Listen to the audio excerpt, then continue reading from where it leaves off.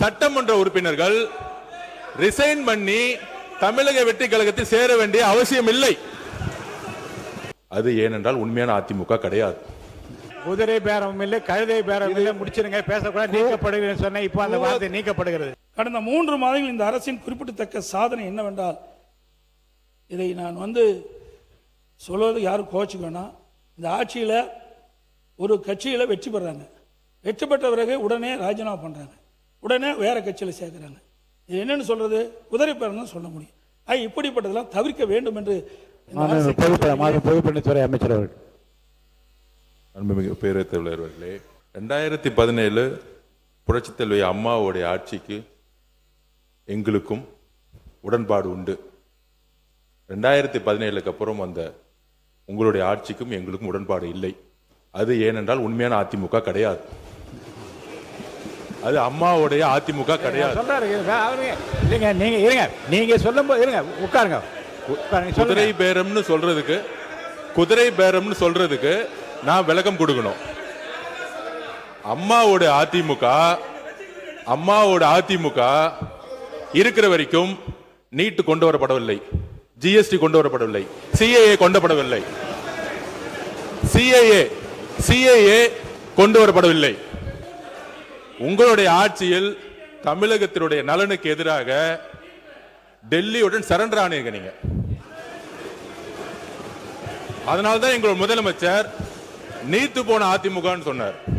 அதனால உங்கள் மீது நம்பிக்கை இருந்தால் சட்டமன்ற உறுப்பினர்கள் ரிசைன் பண்ணி தமிழக வெற்றி கழகத்தில் சேர வேண்டிய அவசியம் இல்லை. உங்கள் தலைமை மீது அதிமுக தொண்டர்கள் முழுவதுமாக விலகியதால் தான் தமிழக வெற்றி கழகம் உண்மையான புரட்சி தலைவர் எம்ஜிஆருடைய விசுவாசிகளும் அம்மாவுடைய விசுவாசிகளும் இன்றைக்கு தமிழக வெற்றி கழகத்தில் இணைந்து பணியாற்றிட்டு இருக்கார்கள். அதனால உங்களுடைய வார்த்தைகள் குதிரை பேரம் சொல்வது என்பது தவறு. கிட்டத்தட்ட 40 நிமிடம் பேசிக் கொண்டிருந்தார் முன்னாள் முதலமைச்சர் அவர்கள். நாங்கள் எதுவும் பேசவில்லை. ராஜினாமா செய்ய வேண்டியது அரசியலமைப்பின்படி எல்லோருக்கும் உரிமை இருக்கிறது. ஒரு கட்சி தலைமை மீது நம்பிக்கை இழக்கும் பொழுது முன்னாள் அமைச்சர்களும் சரி, எம்எல்ஏக்கும் சரி, விலகி மாற்று கட்சிக்கு சேருவது இயல்பு. அதனால் அவையில் தேவையில்லாமல் சில வார்த்தைகளை சொல்லக்கூடாது எங்களுடைய தாழ்மையான வேண்டுகோள். உறுப்பினர் எரிசக்தி துறை சட்டத்துறை அமைச்சர், சட்டத்துறை அமைச்சர் அவர் சொல்லி முடிச்சிருங்க. பேசுங்க, ஏதோ சொல்லணும். இடையில குறுக்கிட்டாதுங்க, கடைசியா பேசுங்கன்னு சொன்ன. கடைசியா இப்ப பேசுங்க. மாண்புமிகு பேரவைத் தலைவர் அவர்களே, மாண்புமிகு முன்னாள் முதலமைச்சர் பேசும்பொழுது மின்சார கட்டணம் உயர்த்தப்பட்டதா சொல்லியிருந்தார். அந்த மாதிரி எந்த வகையிலும் மின்சார கட்டணம் உயர்த்தப்படவில்லை. அது இல்லாமல் மதுரையில் இந்த சிறைவாசி, அதாவது சிறைத்துறையில இதுல சிறையில் இருந்தவர் மரணம் அடைந்தான்னு சொல்லியிருக்கார். உடல்நலம் சரியில்லாமல் மரணம் அடைந்தார். அது குறித்து விரிவாக அனைத்தும் அறிக்கையும் கொடுக்கப்பட்டுள்ளது. கடைசியாக இந்த குதிரை பேரம் என்பதை ஏற்கனவே பல முறை பேசிவிட்டோம். அதை பத்தி பேசக்கூடாது என்பது சொல்லிவிட்டோம். ஏற்கனவே இதை பற்றி நான் சொன்னேன். குதிரை பேரம் இல்லை, கழுதை பேரம் இல்லை, முடிச்சிருங்க, பேசக்கூடாது, நீக்கப்படுகிறது சொன்ன. இப்போ அந்த வார்த்தை நீக்கப்படுகிறது. யாரும் இங்கே கூவாத்தூரில் நடந்ததை பற்றி யாரும் பேசவில்லை. இது ஒன்றும் கூவாத்தூர் இல்லை. குதிரை அவர்கள் தானாக முன்வந்து அவர்கள் தலைமை மீது அதிருப்தி கொண்டு அவர்கள் தானாக முன்வந்துதான் ராஜினாமா செய்தார்கள். இங்கே எந்த கூவாத்தூரும் நடக்கவில்லை. அவை முன்னவர்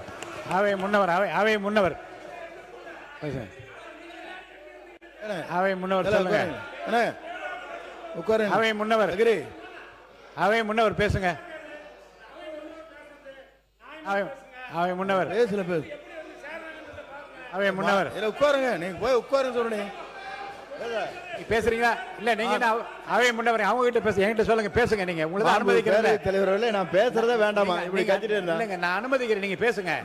மாண்புமிகு பேசுங்க. மாண்புமிகு பேரவைத் தலைவர் அவர்களே, மாண்பு உறுப்பினர், இல்லை நான் சொல்ல முடிய வரை விடுங்க. உட்காருங்க ப்ளீஸ். உட்காருங்க. அக்ரி. உட்காருங்க. வாய்ஸ்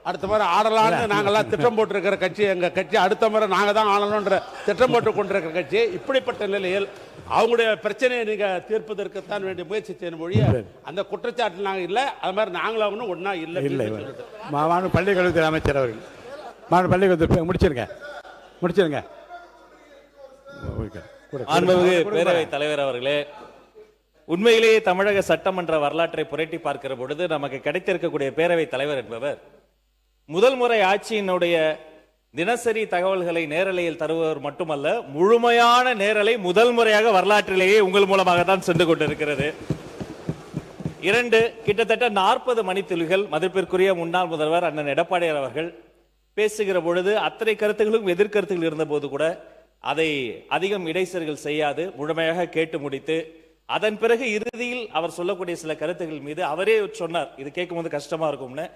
அந்த கருத்துக்களுக்கான எதிர்வினையாக இங்க பேசும்போது கூட ஒவ்வொரு கட்சிக்கும் ஒவ்வொரு உறுப்பினர்களுக்கும், ஆளுங்கட்சி மட்டும் பேசாது, எதிர்கட்சி சகல கட்சி உறுப்பினர்களுக்கும் நியாயமான, உண்மையிலே அவர்களுக்கு தேவையான நேரத்தை ஒதுக்குவதையும் முதல் முறையாக வரலாற்றிலே இப்படி ஒரு பேரவைத் தலைவர் கிடைத்திருப்பது எங்களுக்கெல்லாம் ஒரு மிகப்பெரிய பொக்கிஷம். ஆனால் எங்களை போன்ற வளர்ந்து வரக்கூடிய இளம் தலைமுறையை சார்ந்தவர்கள், இங்க இருக்கக்கூடிய அத்தனை பேருமே மூத்தவர்கள், அண்ணன் சுப்பிரமணியனர்லாம் மூத்தவர், இங்க இருக்கவங்க எல்லோருமே பல தேர்தல்களை பார்த்தவர்கள். அவர்களை காட்டி எங்களுடைய தம்பிகளுக்கும் தங்கைகளுக்கும் நாங்கள் இப்படி இருக்கணும், டெக்கோரம் இப்படி இருக்கணும் சொல்ல வேண்டிய நேரத்தில் பேரவைத் தலைவர் எழுந்து நின்றால் அனைவரும் அமர்ந்து விட வேண்டும். உங்களுக்கு தெரியாத மரபல்ல. நீங்கள் எழுந்து நின்ற பின்பும், நீங்கள் பலமுறை சொன்ன பின்பும் அப்படி கூச்சலிடுவதோ நடு மன்றத்திற்கு வருவதோ ஏற்புடையதல்ல. கருத்தை கருத்தால் எதிர்கொள்வோம். நீங்கள் சொல்லக்கூடிய விமர்சனத்தில் ஆக்கப்பூர்வமான விமர்சனங்கள் இருந்தால் அதை முதலில் செவிமடுத்து அதை செயல்படுத்து என சொல்லக்கூடிய தலைவர் தான் எங்களுடைய மாண்புமிகு முதல்வர். நீங்கள் பேசுகிற பேச்சில் ரசிக்கும்படியான பேச்சு இருந்தால் அதை பாராட்டக்கூடிய முதல் ஆளாகவும் தமிழக வெற்றி கழகம் தான் இருக்கும். எனவே ஆக்கப்பூர்வமாக, ஆரோக்கியமாக கருத்தை கருத்தால் எதிர்கொள்வோம் என்பதை உங்கள் மூலமாக தெரிவித்துக் கொள்கிறேன்.